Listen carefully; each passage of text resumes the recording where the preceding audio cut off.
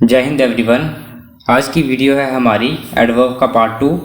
Part 1 में हमने देखा था एडवर्ब का बेसिक्स और आज की वीडियो में हम देखेंगे एडवर्ब्स के कुछ रूल्स। तो स्टार्ट करते हैं हमारी एडवर्ब की वीडियो। पहला हमारा रूल है सिंस, एगो और बिफोर का। तो पहले हम सिंस देख लेते हैं। सिंस का क्या मतलब होता है हिंदी में? सिंस का मतलब होता है तब से या उस समय से अब तक। उस समय से मतलब काम जो है पहले के समय से चल रहा है और अभी भी चल रहा है। Refers to previous time till now, मतलब पहले के टाइम से अभी तक। उस समय से, जैसे मैं बोलूँ कि मैं सुबह से खेल रहा था या मैं सुबह से खेल रहा हूँ, तो मतलब जो काम है वो सुबह से चला हुआ है और अभी तक चला हुआ है। तो जहाँ पे जो काम पहले से चला है और अभी भी चल रहा है थोड़ा बहुत, उस जगह लगेगा हमारा सिंस। तो एग्जांपल देख लेते हैं। जैसे I haven't seen him since morning, तो मैंने उसे सुबह से नहीं देखा है, उस समय से नहीं देखा है। कौन से समय से नहीं देखा है? सुबह से। तो यहाँ पे लगेगा सिंस। इसके एक दो एग्जाम्पल और लिख लो। जैसे मैं बोलूँ आई हैव बीन playing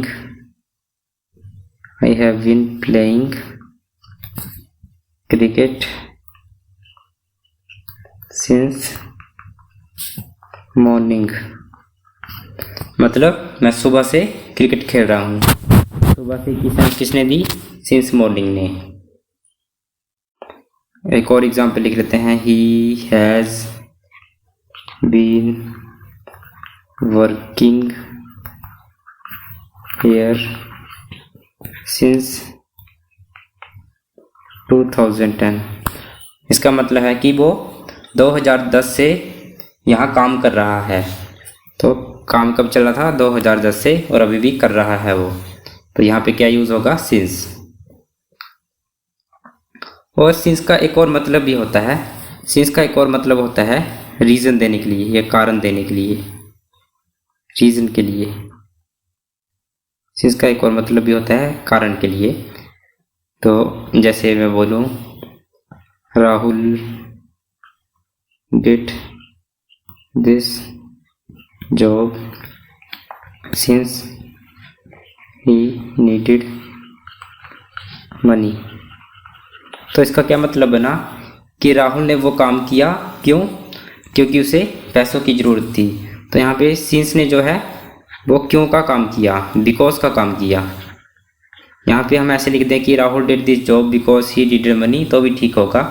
और सिंस लिख दे तो भी ठीक होगा, क्योंकि सिंस जो है वो बिकॉज का ही मतलब दे रहा है। तो सिंस का उपयोग हम कारण देने के लिए भी कर सकते हैं। जैसे मैं बोलूँ I will not teach since I am not well. इसका मतलब है कि मैं आज नहीं पढ़ाऊंगा क्योंकि मैं बीमार हूँ। तो सिंस ने क्या मतलब दिया? क्योंकि का। तो सिंस का एक और मतलब होता है कारण देने के लिए। तो आप इसको नोट कर लें। तो आपने नोट कर लिया होगा, तो मैं इसको रफ कर देता हूँ। अच्छा, नेक्स्ट है हमारा एगो। एगो कहाँ पे लगेगा?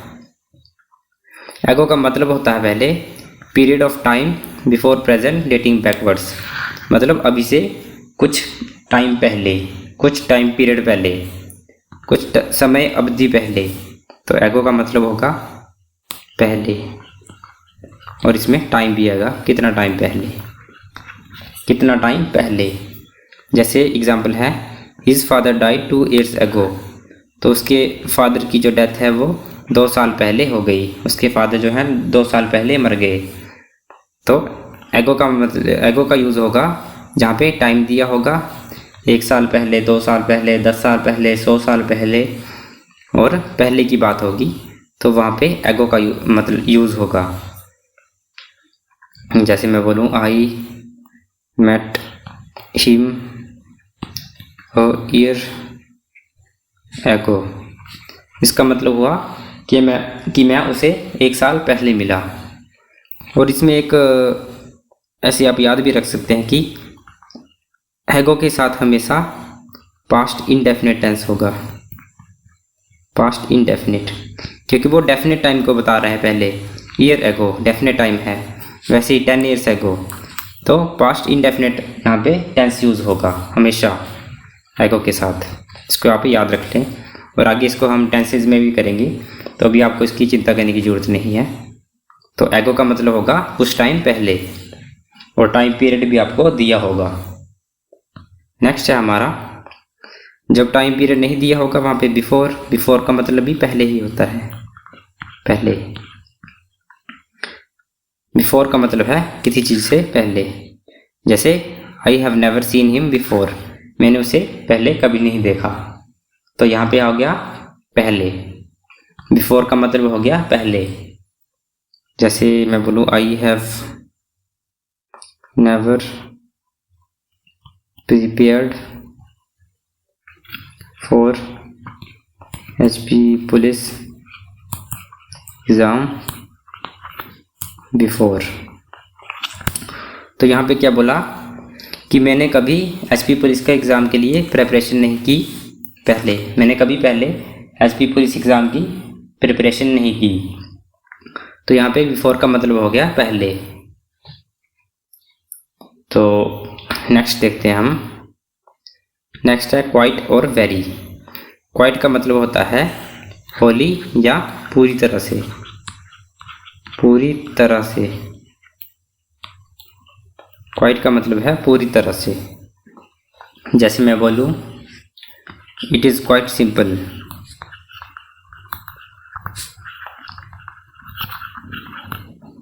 कि ये बहुत सिंपल है।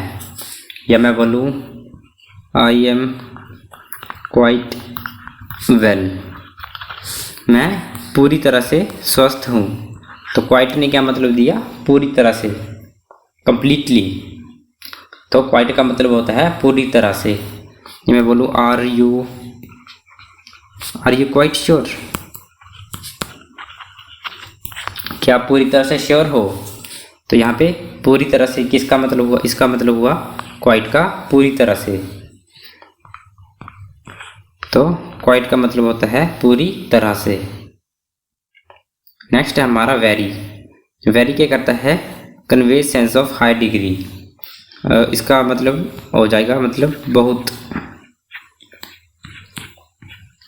ये हाई डिग्री में बना देता है, मतलब ये सेंस देगा कि बहुत है।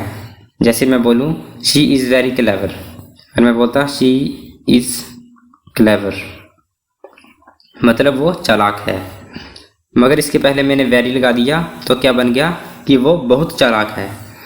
तो जो यहाँ पे उसने वेरी ने जो है इसकी डिग्री को बढ़ा दिया कि वो बहुत चालाक है। पहले वो चालाक थी, अब वो बहुत चालाक है। तो वेरी से क्या हुआ कि हाई डिग्री हो गई। तो वेरी का यूज़ कहाँ होगा, जहाँ पे हमें डिग्री हाई करनी होगी। नेक्स्ट है हमारा वेरी और मच। वेरी कहाँ लगेगा, वेरी हमेशा लगेगा प्रेजेंट पार्टिसिपल के पीछे।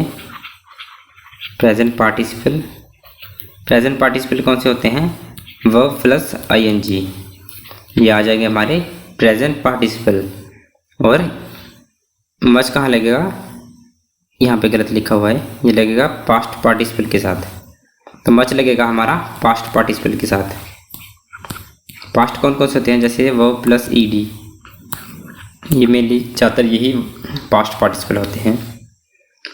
जैसे मैं एग्जांपल देख लेते हैं, he was much interested in the story. तो मच के साथ क्या क्या लगा, पास्ट पार्टिसिपल लगा। तो मच के साथ हमेशा पास्ट पार्टिसिपल लगेगा। या मैं बोलूँ much awaited result is declared. तो यहाँ पे मच के साथ हमेशा अवेटेड लगा। और मच का आपको मैंने हिंदी में मतलब नहीं बताया।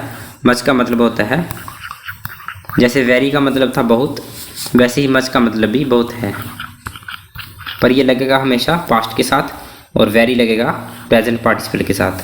जैसे एग्जाम्पल है हमारा this is very interesting story. तो वेरी जो है वो प्रेजेंट पार्टिसिपल के साथ लगा और उसने इसकी डिग्री को बढ़ाया। वैसे ही यहाँ पे ही वॉज मच इंटरेस्टेड, कि वो बहुत इंटरेस्टेड था स्टोरी में, तो इसने इसकी डिग्री को बढ़ाया और मच के साथ हमेशा पास्ट पार्टिसिपल लगेगा। तो ये था हमारा वेरी और मच का कॉन्सेप्ट। ऐसे लिखूँ मैं, this question is dash confusing. तो आप बताएं यहाँ पे क्या आएगा। तो यहाँ पे आएगा this question is very confusing. Very क्यों आएगा? क्योंकि यहाँ पे जो है हमारा प्रेजेंट पार्टिसिपल है, यहाँ पे वेरी आएगा। तो देखते हैं हमारा नेक्स्ट, टू और इनफ। और टू का मतलब होता है, टू और इनफ, टू का मतलब होता है आवश्यकता से अधिक, आवश्यकता से अधिक।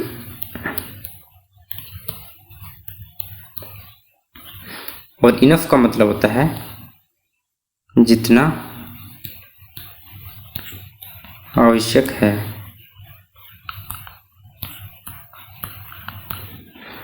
पहले देख लेते हैं हम टू को। टू का मतलब होता है मोर देन इनफ, और इसकी हमेशा नेगेटिव सेंस होती है, इसको याद रखें, इसकी हमेशा नेगेटिव सेंस होगी। जैसे एग्जांपल देता हूँ आपको मैं, जैसे मैं बोलूँ the tea is too hot, तो इसका क्या मतलब बना? इसका मतलब बना कि चाय बहुत गर्म है। नहीं, इसका मतलब ये बना कि चाय बहुत गर्म है, इतना इसको होना नहीं चाहिए था। तो नेगेटिव सेंस बन गई यहाँ पे कि चाय बहुत गर्म है लेकिन इतना उसको होना नहीं चाहिए था। तो ये बनी हमारी टू की नेगेटिव सेंस। टू की सेंस हमेशा नेगेटिव होगी। जैसे कई बार हम बोल देते हैं, ऐसे बोलते बोलते बोल देते हैं हम, जैसे टू गुड बोलते हैं, इट इज़ टू गुड। हमने तो अपने जाने से बोला कि बहुत अच्छा है, लेकिन इसकी सेंस क्या बनी कि ये बहुत अच्छा है लेकिन इसको इतना अच्छा नहीं होना चाहिए था। तो इसकी सेंस क्या हमेशा नेगेटिव बनेगी। इट इज़ टू गुड मतलब ये इतना अच्छा है, इसको इतना अच्छा नहीं होना चाहिए था। या मैं बोलूँ I am too glad to meet you. इसका मतलब हुआ, इसका मतलब जैसे हम बोल देते हैं किसी से हम मिलते हैं तो हम बोल देते हैं कि I am very glad, I am too glad to meet you.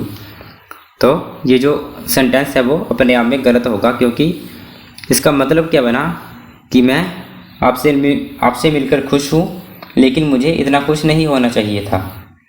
पर आप क्या कहना चाहते थे कि आप उनसे मिलकर खुश हैं, पर टू ने क्या है यहाँ पे इस सेंस को नेगेटिव कर दिया। तो यहाँ पे टू आप ना प्रयोग करें तो अच्छा रहेगा, यहाँ पे आप प्रयोग करें वेरी ग्लैड। तो टू का मतलब जो है हमेशा नेगेटिव सेंस में होगा। टू का मतलब होगा कि आवश्यकता से अधिक। जैसे इट इज़ टू गुड मतलब वो ज़्यादा अच्छा है लेकिन उसको उतना अच्छा नहीं होना चाहिए था। तो टू का हमेशा नेगेटिव सेंस बनेगा। नेक्स्ट है हमारा इनफ।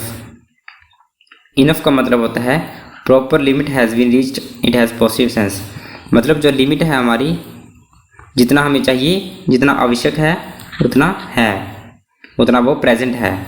तो लिमिट हमारी रीच हो गई है, जितना हमें आवश्यक है उतना प्रेजेंट है।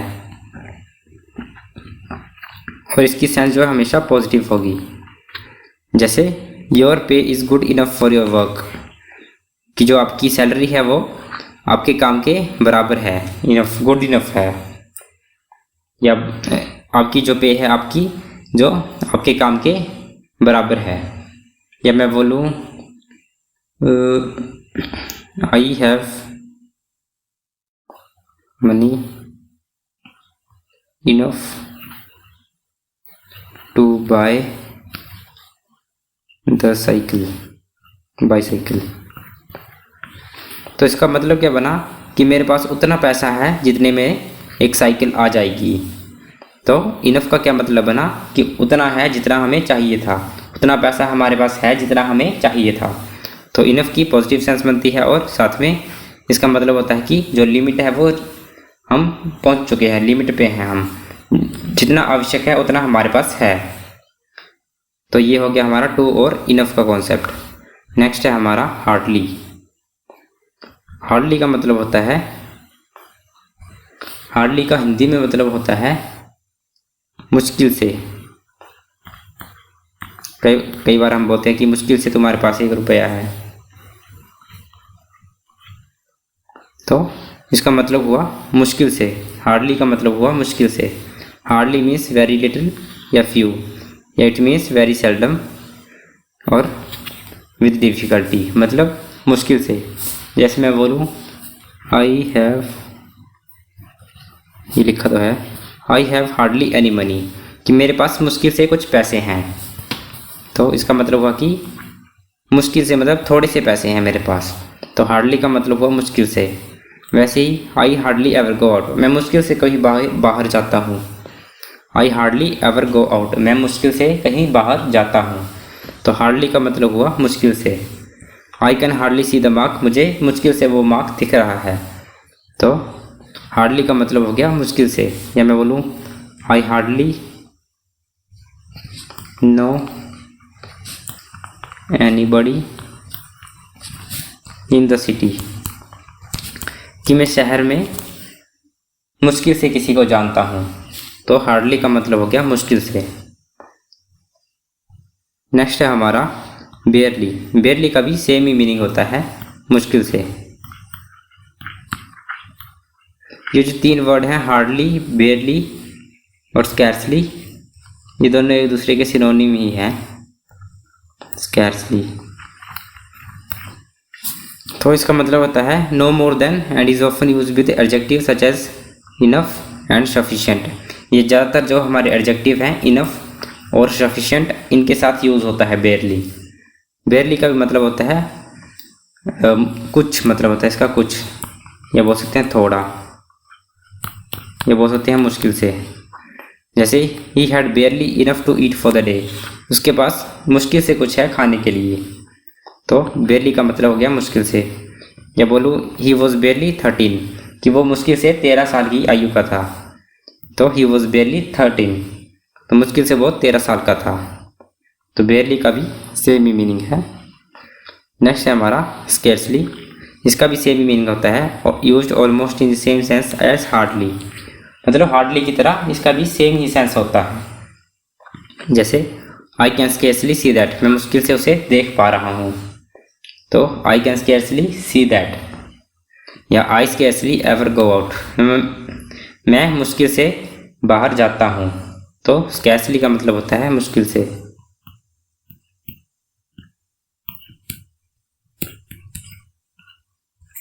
तो जो हार्डली है, बेयरली है या स्कैर्सली है, इन सभी का मतलब जो है वो सेम ही है। नेक्स्ट है हमारा टू मच या much too. Too much is used before a noun. Too much का मतलब होता है बहुत ज़्यादा, बहुत ज़्यादा। टू मच का मतलब होता है बहुत ज़्यादा, और मच टू का भी मतलब बहुत ज़्यादा ही होता है। लेकिन ये दो अलग अलग वर्ड क्यों हैं? क्योंकि जो टू मच है वो नाउन के साथ यूज़ होगा, और मच टू जो है वो एडजेक्टिव के साथ यूज़ होगा। टू मच हमेशा नाउन के साथ यूज़ होगा, और मच टू जो है हमेशा एडजेक्टिव के साथ यूज़ होगा। जैसे he is much too clever for me. तो आप बताएं इसमें एडजेक्टिव क्या है? तो यहाँ पे क्लेवर जो है वो एडजेक्टिव है, क्योंकि वो चालाक है, वो एडजेक्टिव है। और एडजेक्टिव है तो उसके साथ क्या लगेगा? मच टू, कि वो बहुत चालाक है मेरे लिए, फॉर मी। तो एडजेक्टिव लगा तो इसलिए मच टू लग गया। यहाँ पे too much of anything is bad, यहाँ पे नाउन है तो टू मच लग गया। टू मच ऑफ किसी भी चीज़ का बहुत ज़्यादा करना वो बुरा होता है। एक और एग्जांपल लिखता हूँ मैं, आपको ये समझ नहीं आया होगा। जैसे मैं लिखूँ ही इज़ डैश वरीड, आप बताएं क्या आएगा इसमें। और I have dash work to do. तो आप बताएं, सोचें क्या आएगा, फिर मैं बताता हूँ। तो आपने सोच लिया होगा। तो जैसे ये है he is worried, he is worried, इसमें वरीड क्या है? वरीड है हमारा एडजेक्टिव। तो इसका क्या हो जाएगा? ही is much to worried. Adjective के साथ क्या लगेगा? Much to. एडजेक्टिव आपको मैंने पिछली वीडियो में करवा दिया है, तो उनको देख लेना पहले, फिर इसके बाद इसको करना। एडजेक्टिव, तो वरीड जो है एडजेक्टिव है, इसके साथ क्या लगा? Much to. नेक्स्ट है हमारा I have dash work to do.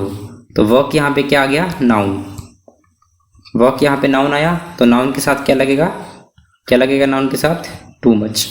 I have too much work to do, तो नाउन के साथ लगेगा टू मच। तो इसी के साथ हमारे आज के ये रूल्स खत्म हो जाते हैं। एक बार देख लेते हैं सभी को। सिंस का मतलब है उस समय से, जैसे I haven't seen him since morning, मैंने उसे सुबह से नहीं देखा है। सिंस का मतलब है उस समय से। एगो का मतलब है कुछ समय पहले, जैसे आई मेट हिम ईयर एगो, मतलब मैं उसे एक साल पहले मिला। बिफोर का मतलब है पहले, जैसे I have never seen him before, मैंने उसे पहले कभी नहीं देखा। नेक्स्ट है क्वाइट। क्वाइट का मतलब होता है पूरी तरह से, कंप्लीटली, जैसे I am quite well. Next है वेरी। वेरी क्या है? हाई डिग्री बना देता है, जैसे सी इज़ वेरी क्लेवर, वो बहुत चालाक है। वेरी, वेरी किसके साथ यूज़ होता है? प्रेजेंट पार्टिसिपल के साथ। प्रेजेंट होते हैं V1 प्लस ING वाले। और मच कहाँ पे यूज़ होता है? पास्ट पार्टिसिपल में, जैसे he was much interested in the story. Next है टू। टू का क्या मतलब होता है? आवश्यकता से अधिक, और नेगेटिव सेंस देता है। तो टू नेगेटिव सेंस देता है। और इनफ, इनफ बताता है कि जितना चाहिए उतना हमारे पास है, जितना आवश्यक है उतना है। इनफ जो है वो पॉजिटिव सेंस देता है। नेक्स्ट है हार्डली। हार्डली का मतलब होता है मुश्किल से। बेयरली का मतलब भी मुश्किल से, और स्केर्सली का मतलब भी मुश्किल से। और नेक्स्ट है हमारा टू मच। टू मच का मतलब होता है बहुत ज़्यादा, और मच टू का मतलब भी बहुत ज़्यादा होता है। मच टू कहाँ लगता है? एडजेक्टिव के साथ, और टू मच लगता है नाउन के साथ। तो इसी के साथ हमारी आज की वीडियो ख़त्म होती है, और एडवर्ब जो है टॉपिक वो यहाँ पे ख़त्म होता है। तो मिलते हैं हम नेक्स्ट वीडियो में। तब तक के लिए हमारे चैनल को सब्सक्राइब कर दें, और वीडियो को लाइक करें, और दोस्तों के साथ शेयर भी कर दें। मिलते हैं नेक्स्ट वीडियो में। शुक्रिया।